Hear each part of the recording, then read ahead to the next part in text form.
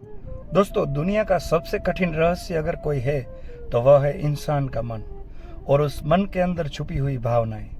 कई बार कोई व्यक्ति हंसता है लेकिन अंदर से टूट रहा होता है। कई बार कोई रिश्ता बाहर से बहुत सुंदर दिखता है लेकिन अंदर से खाली हो चुका होता है। और सबसे ज्यादा उलझन तब होती है जब कोई शादीशुदा औरत अचानक अपने प्रति इंटरेस्ट दिखाने लगे। वह बार बार बात करे, आपको अलग नजरों से देखे, आपकी हर छोटी बात नोटिस करे, आपके आसपास रहने के बहाने ढूंढे और आपको समझ ही ना आए कि आखिर उसके मन में क्या चल रहा है। अब यहाँ दो गलतियां लोग अक्सर करते हैं।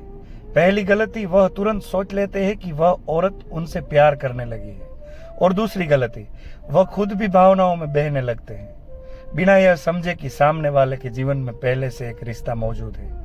आचार्य चाणक्य कहते हैं, भावनाओं में बहने वाला व्यक्ति निर्णय नहीं लेता बल्कि परिस्थितियां का शिकार बन जाता है।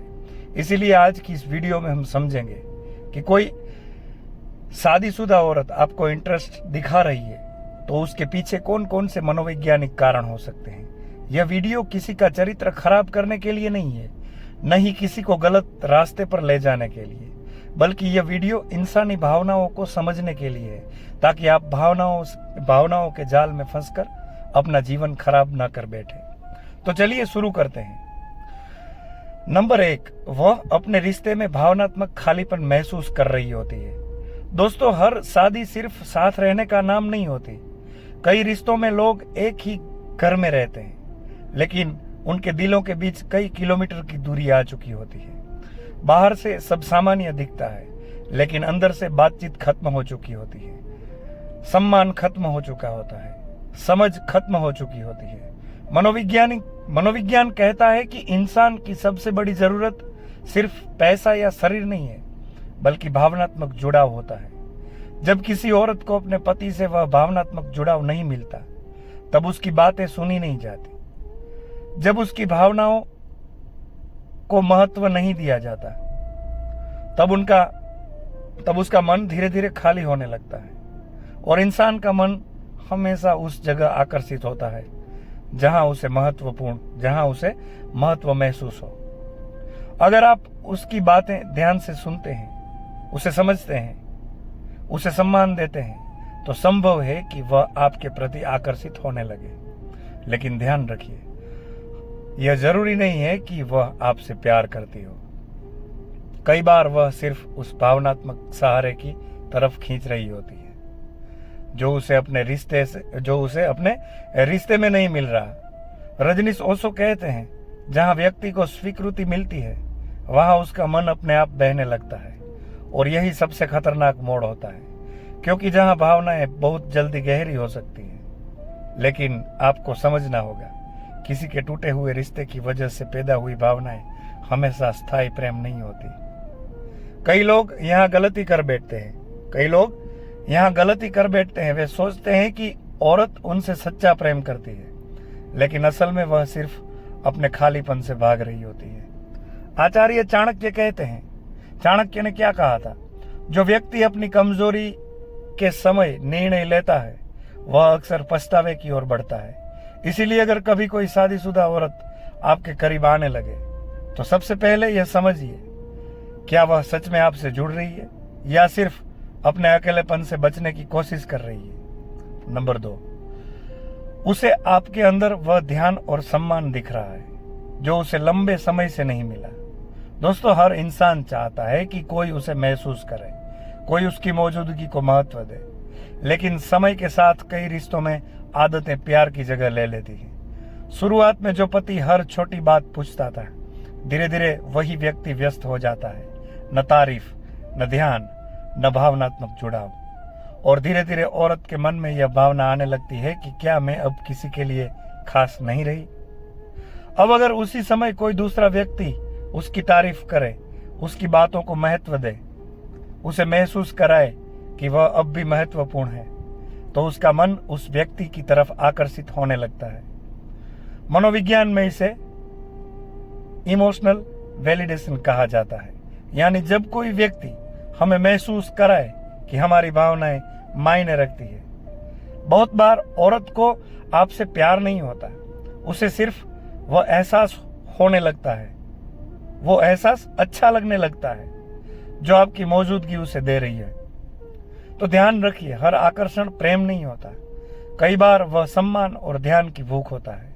रजनीश ओशो कहते हैं, इंसान वहां खींचता है जहां उसे देखा जाता है, समझा जाता है, लेकिन यहां आपको समझदारी रखनी होगी। यहां आपको समझदारी रखनी होगी, क्योंकि अगर आप भी भावनाओं में बह गए तो एक ऐसा रिश्ता शुरू हो सकता है जिसका अंत दर्द में हो, क्योंकि शादीशुदा रिश्तों के बीच आने वाली भावनाएं बहुत जटिल होती हैं। उनमें सिर्फ दो लोग नहीं जुड़ते, पूरा परिवार, बच्चे, जिम्मेदारियां और भविष्य जुड़ा होता है। आचार्य चाणक्य कहते हैं, जिस संबंध का आधार भ्रम हो उसका अंत संघर्ष में होता है। इसीलिए किसी शादीशुदा औरत का इंटरेस्ट देखकर तुरंत सपने मत बना लीजिए। पहले उसकी परिस्थिति को समझिए, अपने मन को समझिए और सबसे जरूरी परिणामों को समझिए।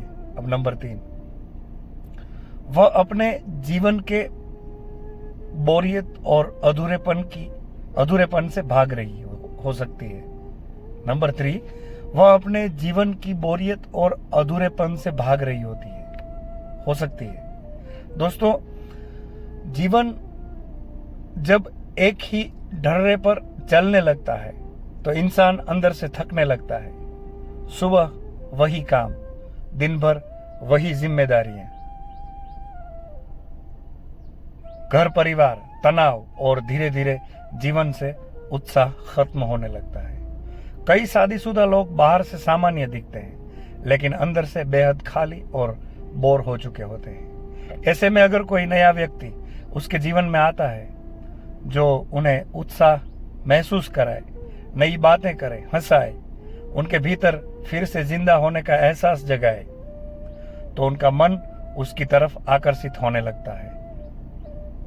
मनोविज्ञान इसे नोवेल्टी अट्रैक्शन कहता है, यानी नया व्यक्ति, नया अनुभव, नई भावनाएं, और इंसान का दिमाग कई चीजों की तरफ जल्दी आकर्षित होता है।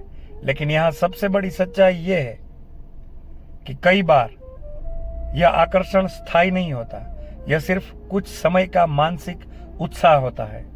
जैसे ही जीवन सामान्य होता है, वैसे ही वह आकर्षण भी खत्म होने लगता है, कम होने लगता है।